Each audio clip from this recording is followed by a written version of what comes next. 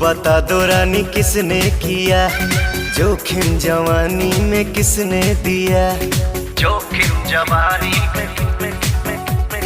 ये तो बता दो रानी किसने किया, जोखिम जवानी में किसने दिया, कौन दर्द भर दिया रे।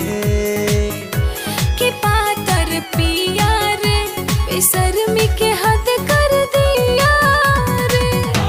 कि पातर पिया रे, कि पातर पिया रे।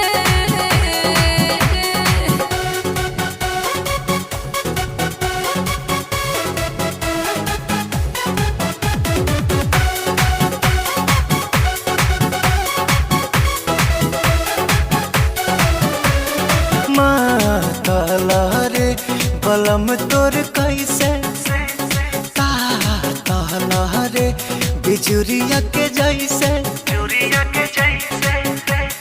छुएला बदनवा सजनवा रे, फूल देनवा समझ के। छन छन तवे मोर मनवा रे, रोज सेज बगरज के। तोरा नोकिया में दम कर दिया रे। कि पातर पिया रे, बेशर्मी के हद कर दिया रे। के पातर पिया रे, के पातर पिया रे।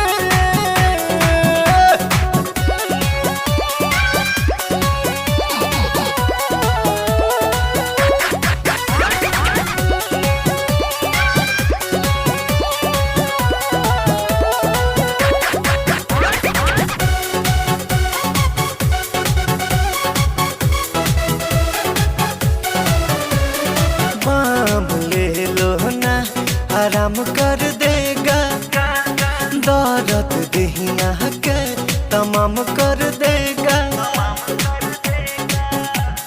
के तनो रगड़नी हरदिया रे, दरदिया न गोई।